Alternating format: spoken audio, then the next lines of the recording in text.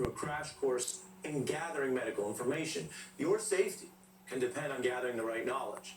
And right now, being misinformed can be a matter of life and death, which does bring to mind an old saying. Prominent families often forget a simple truth. I found. And which truth is that? Knowledge is power. If knowledge is power, then ignorance can make you weak right now and can make you more susceptible to probably heading towards bad decisions based on bad information. We've seen that among our own leaders. It's a little like the regular flu. It's going to disappear. One day it's like a miracle. It will disappear. No, I'm not concerned at all. No, I'm not. Finding out that this virus is now transmitting before people see signs, those individuals could have been infecting people before they ever felt bad. Well, we didn't know that until the last 24 hours. I feel like the more I learn about this, the less there is to worry about. Unless you have an immune system that's compromised and you are older and you have other underlying health issues, you are not going to die 99% from this virus. Wrong. This is where we can apply some Sci-Hi the Prince lyrics to Hannity and Trump. All you do is tell stories, you a campfire, you can barely hold your water, you a damn liar. These damn lies are dangerous. Many Americans are eyeing all of these competing claims, assessing misinformation that ranges from politicians to also friends to a spike of online rumors. We're seeing viral conspiracy theories and pitches promising coronavirus cures, which are worthless. And all of this brings us to our special report right now, confronting things that you or your friends might be hearing about this virus. And we're going to report out the medical science so you stay informed and safe, because this is important.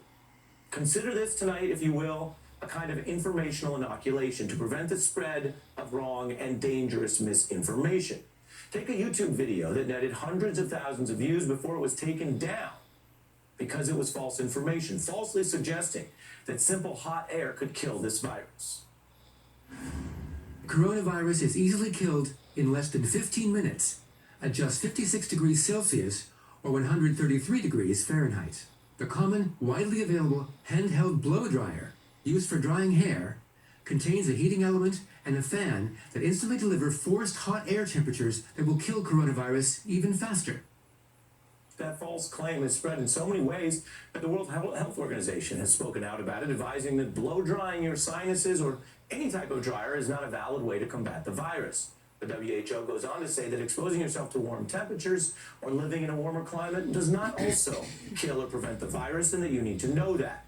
And a sign of how backwards things can get, we want to warn you, some copies of that video are circulating on sites, and they falsely use the logos of the WHO and the CDC, which of course fact-check them to try to trick people into thinking that those groups endorse or associated with the presentation.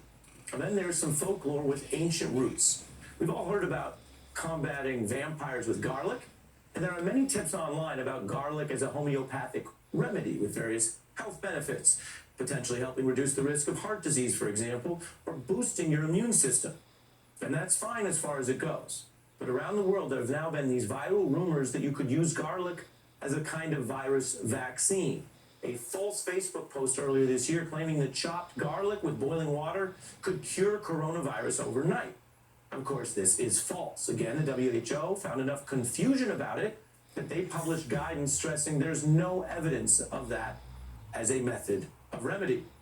Now, this misinformation is damaging if people focus on doing something worthless, which might provide a false sense of security instead of following the scientific precautions. And again, if you want something true, these precautions are clean your hands often with soap or hand sanitizer that has at least 60% alcohol for over 20 seconds. Don't touch your eyes, nose, and mouth right now. And yes, stay 6 feet away from other people. And of course, stay home. Cover your mouth and nose if you cough. Meanwhile, it's also damaging if people follow the bad advice I just mentioned about garlic to extreme degrees. There was a woman in China who was hospitalized for eating over 3 pounds of garlic over about 2 weeks. Now, beyond mistaken treatments, there are also baseless coronavirus conspiracy theories about how we got here. An online rumor speculating on whether some 5G phone technology would spread the virus. Misinformation speculating on this is actually some kind of bioweapon, and it's not just random talk. This has taken hold online. The most watched video linking 5G to coronavirus has been viewed over 1 million times. A similar YouTube video we found was shared to over 100,000 people, shared it over 100,000 times on Facebook.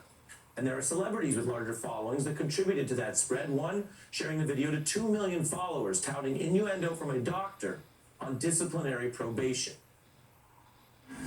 Anybody want to make one guess as to where the first completely blanketed 5G city in the world was?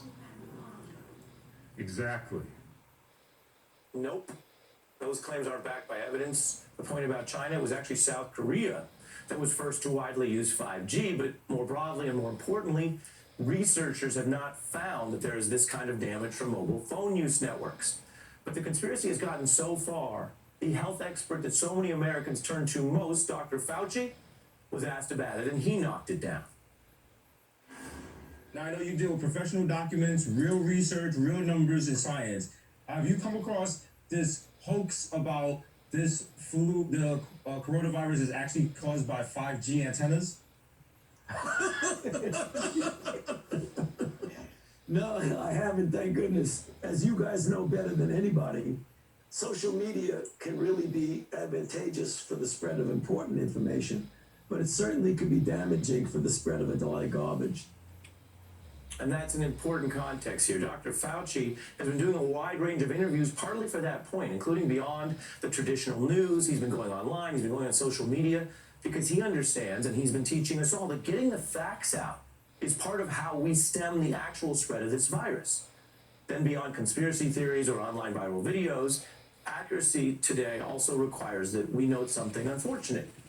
The misinformation that has spread the farthest, which is measurable with the largest consequences, has actually been coming from the Oval Office itself. President Trump not only lying about his administration's response, downplaying the virus early on, downplaying how it would spread, downplaying wearing masks, which the CDC recommends right now, and then more recently breaking with medical experts to tout an unproven drug as some kind of potential treatment.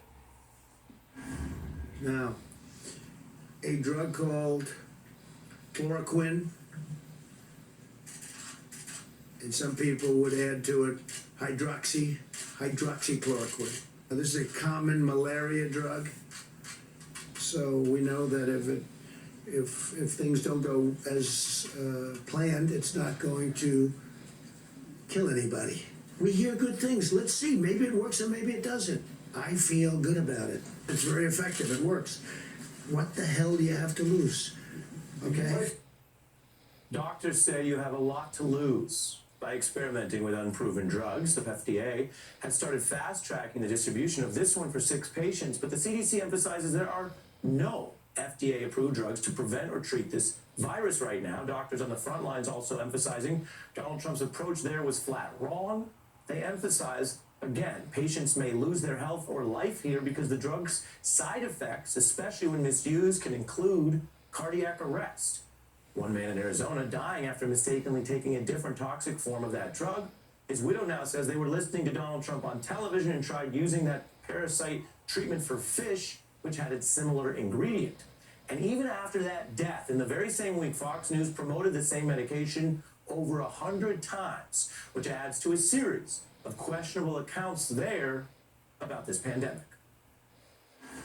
It's a virus, like the flu. If you are over the mass hysteria, if you're over politicizing and weaponizing of the coronavirus, you are not alone. Unless you have an immune system that's compromised, and you are older, and you have other underlying health issues, you are not going to die 99% from this virus. It is absolutely disgusting that Democrats are seeking to use this complex virus to score cheap political points. Score points? Give me a break.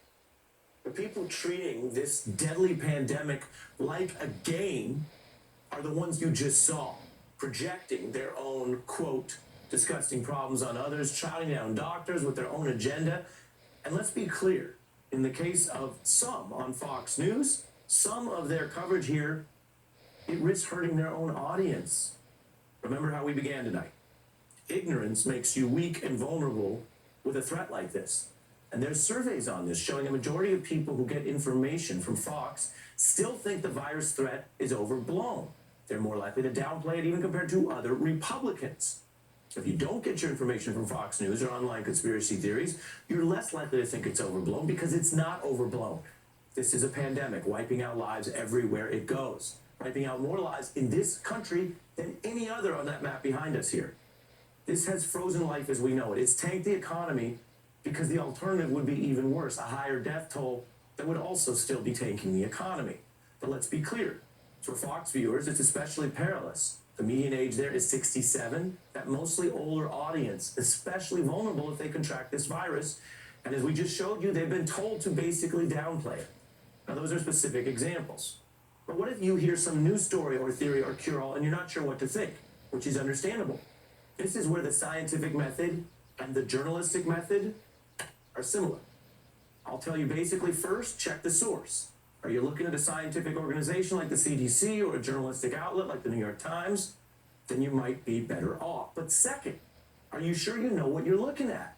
Verify it. Don't just look at, say, a logo or headline. Make sure the material you're looking at matches the correct website if you think you're on a website. If you see something that's a picture or an excerpt on Facebook or social media, and you think it might not look right, or you think it has medical advice, go verify it at the original source. We're talking about your life, the health of you and your family. So don't just take the Facebook picture, go verify it. And third, before you take any action based on something that you find, obviously, yes, check with a doctor or a nurse or a healthcare professional. This is not a time to DIY your preventive medicine. Now, we have just meticulously tried to go through several sources of misinformation, including, sadly, the president, so you have the facts. But just because we're fact-checking doesn't mean there isn't a wealth of great information out there. I don't want to be too negative right now. In fact, for all those comparisons to, say, the 1918 flu epidemic that we've heard about, which killed an estimated 50 million people, there is one clear contrast today that's good news. We have better medicine, and we have stronger communication systems to prevent the scale of the way the disease spread that time. So it's not only the actions we take, but the facts that inform our actions, which can continue to save lives. This is what I'm telling you tonight. Truth itself helps combat the spread of this virus. And with that in mind, before we end our special report, we did want to turn from the misinformation and the Trump briefings to, for you, some solid information. Everything you're going to hear from us has been vetted by public health experts and scientists. Wash your hands like your life depends on it.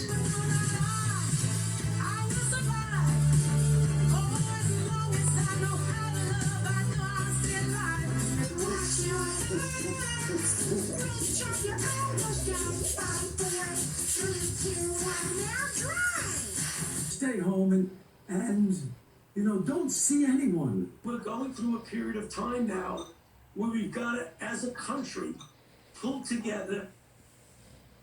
Let's pull together with facts. David Frum is here. He joins me when we're back in just 30 seconds.